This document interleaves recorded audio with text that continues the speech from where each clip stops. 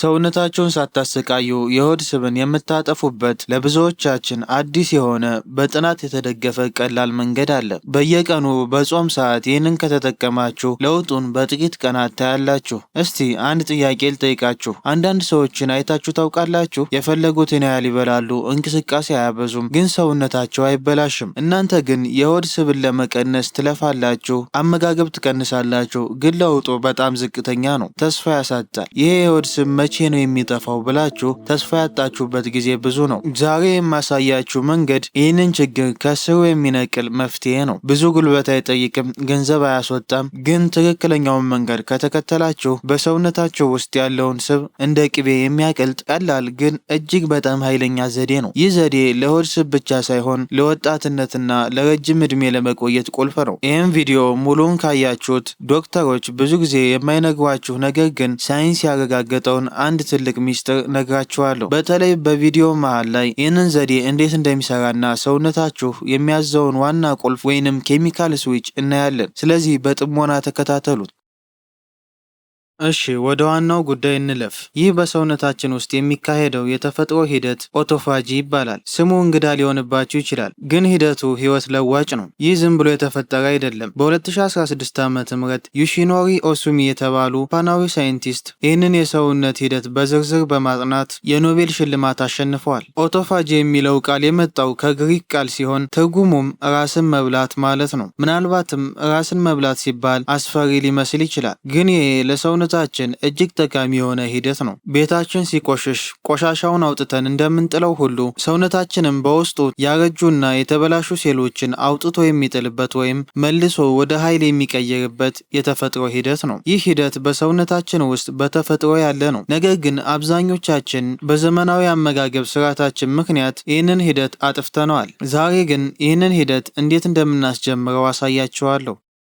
ኦቶፋጂ እንዴት እንደሚሰራ በቀላል አማርኛ ላስረዳችሁ። ሰውነታችን በቢሊየን ከሚቆጠሩ ሴሎች የተሰራ ነው። እነዚህ ሴሎች ልክ እንደ መኪና ሞተር ናቸው። እየሰሩ ሲቆዩ ይደክማሉ፣ ይበላሻሉ፣ ወይንም ቆሻሻ ያጠራቅማሉ። እነዚህ የተበላሹ ፕሮቲኖችና ሴሎች ካልተወገዱ ለካንሰር፣ ለስኳር ህመምና ለተለያዩ በሽታዎች እንጋለጣለን። እንዲሁም ቶሎ እናረጃለን። እዚህ ላይ ነው ኦቶፋጂ የሚገባው። ኦቶፋጂ ሲነቃ ሰውነታችን ሴሎችን የሚያጸዳበትን ላይሶዞም የሚባለውን ክፍል ያንቀሳቅሳል። ይህ ላይሶዞም የተበላሹትን ሴሎች ሰብስቦ በመፍጨት ወደ አዲስ የኃይል ምንጭነት ይቀይራቸዋል። አስቡት፣ ሰውነታችሁ ቆሻሻውን በልቶ ወደ ኃይልነት ይለውጠዋል። ይህ ደግሞ ቦርጭን ለማጥፋትና ወጣትነትን ለመጠበቅ ወሳኝ ነው። ሳይንቲስቶች እንደሚሉት ይህ ሂደት የሚነሳው ሰውነታችን የኃይል እጥረት ሲያጋጥመው ነው። በተለይ የምግብ እጥረት ሲያጋጥመው። ምግብ ሲጠፋ ሰውነታችን ኦሆ ምግብ የለም፣ ስለዚህ በውስጥ ያሉትን የማይጠቅሙ ስቦችና የተበላሹ ሴሎችን ልብላ ብሎ ይወስናል።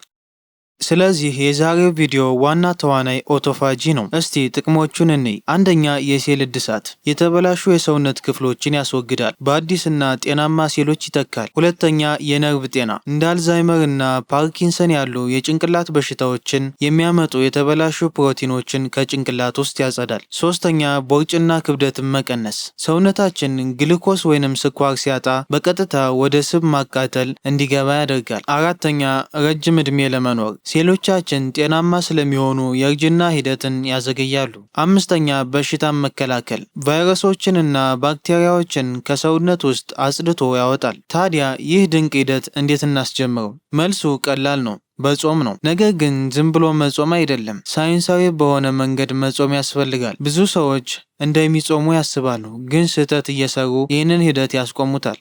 ኦቶፋጂን እንዳይሰራ የሚያደርጉና ቦርጭ እንዳይጠፋ የሚከለክሉ 5 ዋና ዋና ስህተቶችን አሁን አንድ በአንድ እናያለን። እነዚህ ስህተቶች እያደረጋችሁ ከሆነ የምትለፉት ልፋት ከንቱ ሊሆን ይችላል።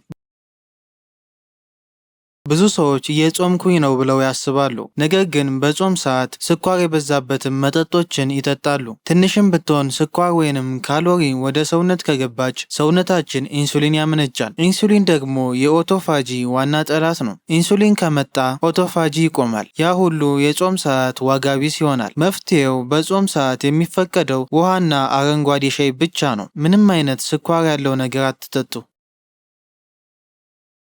ኦቶፋጂ ማለት የሰውነት ጽዳት ነው ብለናል። ቆሻሻን ለማጠብ ውሃ ያስፈልጋል። በቂ ውሃ ከሌለ የተቃጠለው ስብና የተወገደው ቆሻሻ ከሰውነት መውጣት አይችልም። ይህ ደግሞ ራስ ምታትና ድካም ያመጣል። መፍትሄው በጾም ሰዓት በብዛት ውሃ ጠጡ። እንዲያውም ትንሽ ጨው ውሃው ላይ መጨመር የኤሌክትሮላይት ሚዛንን ለመጠበቅ ይረዳል። ለ10 ወይንም ለ12 ሰዓት ብቻ መጾም። ሳይንሱ እንደሚለው ኦቶፋጂ በደንብ መስራት የሚጀምረው ከ16 እስከ 18 ሰዓት ባለው የጾም ጊዜ ውስጥ ነው። 12 ሰዓት ላይ ገና እያሟሟቅህ ነው። ስራውን ሳይጀምር ምሳ ከተበላ ሂደቱ ይቆማል። መፍትሄው 16-8 ፋስቲንግ ሜትድን መጠቀም ነው። አሁን ይሄ ምንድን ነው እያላችሁ እንደሆነ ይገባኛል። ትንሽ ቆይተን የምናየው ይሆናል። አብራችሁን ቆዩ። ቀንም ሙሉ ጾም ያለው በሚል ስሜት የጾም ሰዓት ሲያልቅ ከመጠን በላይ ካርቦሃይድሬትና ስኳር የበዛባቸው ምግቦች መብላት። ይህ የኢንሱሊን መጠን በከፍተኛ ሁኔታ እንዲጨምር ያደርጋል። የሰራችሁትን ስራ በሙሉ ያበላሸዋል። ሰውነታችሁ በድንጋጤ ያገኘውን ምግብ በሙሉ ወደ ቦርጭነት ይለውጠዋል። መፍትሄው ከጾማችሁ በኋላ ስትመገቡ በአትክልት ጀምሩ። ካርቦሃይድሬትን ቀስ ብላችሁ አስገቡ።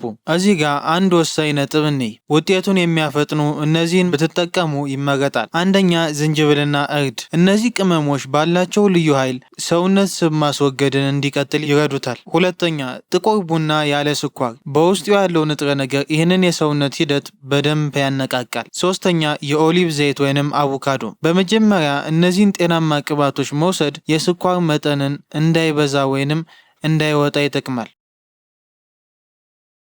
ጭንቀት ኮርቲዞል የተባለው ሆርሞን ያመነጫል። ኮርቲዞል ደግሞ ስኳርን ወደ ደም ይለቃል። ይህ ደግሞ ኢንሱሊንን ያስነሳል፣ ኦቶፋጂን ያቆማል። እንቅልፍ ካጣችሁ ሰውነታችሁ መጽዳት አይችልም። መፍትሄው በቀን ከ7 እስከ 8 ሰዓት ጥራት ያለው እንቅልፍ መተኛት የግድ ነው። ወደ መፍትሄው ከመሄዳችን በፊት አንድ የተለመደ ስህተት ላሳያችሁ። በጾም ሰዓት ስብ ብቻ ሳይሆን ጡንቻዬም አብሮ ይጠፋል የሚል ትልቅ ፍራቻ በብዙዎች አለ። ይህ ግን ፍጹም ስህተት ነው። እንዲያውም የሚሆነው ሌላ ነው። ጥናቶች እንደሚያሳዩት በጾም ጊዜ ሰውነት ጡንቻን ለመጠበቅ ሲል ሂዩማን ግሮዝ ሆርሞን የተባለውን ልዩ ንጥረ ነገር በብዛት ይለቃል። ይህ ማለት ስብ ይቀልጣል፣ ጡንቻ ግን በቦታው ይቆያል። በተፈጥሮ ምግብ ሲጠፋ ለእንቅስቃሴና ለጥንካሬ እንድንዘጋጅ ተደርገን ነው የተፈጠርነው። ስለዚህ ስለ ጡንቻ መጥፋት ጨርሶ አትጨነቁ።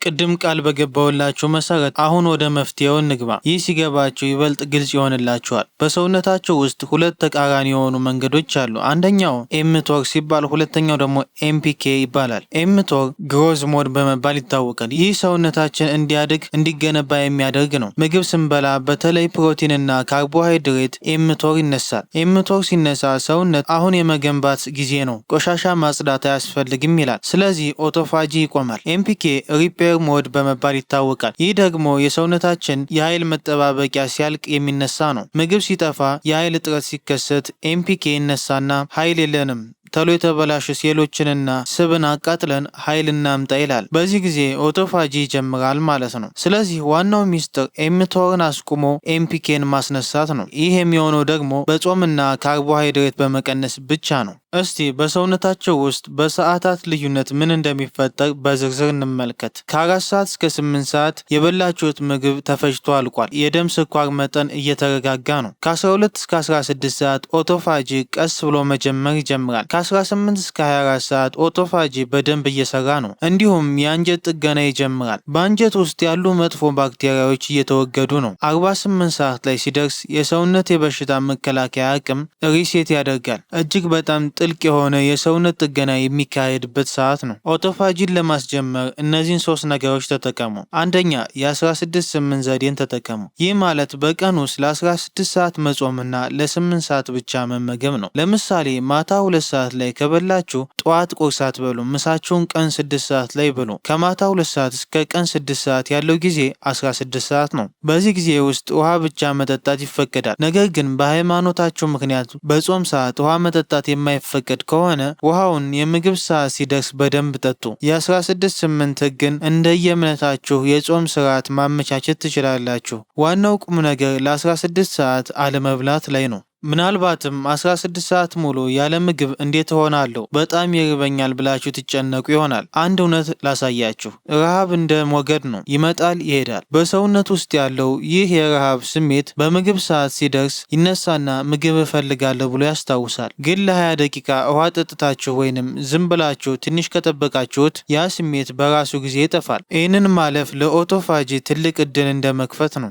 ሁለተኛ፣ በሳምንት አንዴ የ24 ሰዓት ጾም አድርጉ። ሰውነታችሁ ከለመደ በኋላ በሳምንት አንድ ቀን ከእራት እስከ እራት 24 ሰዓት በመጾም ኦቶፋጂን ወደ ከፍተኛ ደረጃ ማድረስ ትችላላችሁ። ይህ ለጀማሪዎች አይሆንም፣ ልምድ ላላቸው ሰዎች ብቻ ነው። ሶስተኛ፣ ቀላል ስፖርት ስሩ። በተለይ በጾም ሰዓት መጨረሻ አካባቢ ለምሳሌ 15ኛው ሰዓት ላይ ቀላል እንቅስቃሴ ማድረግ ኦቶፋጂን በጥፍ ይጨምረዋል። በጣም ቀላል ስፖርት በዚህኛው ቪዲዮ አሳይቻለሁ። ከዚህ ቪዲዮ በኋላ ገብታችሁ ተመልከቱ። ነገር ግን ልብ ይበሉ፣ ይህ ሂደት ለሁሉም ሰው በአንድ ጊዜ ላይስማማ ይችላል። በተለይ እርጉዝና የሚያጠቡ እናቶች፣ የስኳር ህመምተኞች፣ መድኃኒት የሚወስዱ ወይም የሰውነት ክብደታቸው በጣም ዝቅተኛ የሆኑ ሰዎች ከመጾማቸው በፊት ሐኪማቸውን ማማከር አለባቸው። ነገር ግን ለአብዛኛው ሰው ይህ ዘዴ ከቦርጭ ነፃ የሆነ ቀለል ያለና ጤናማ ለሆነ ህይወት ፍቱን መፍትሄ ነው።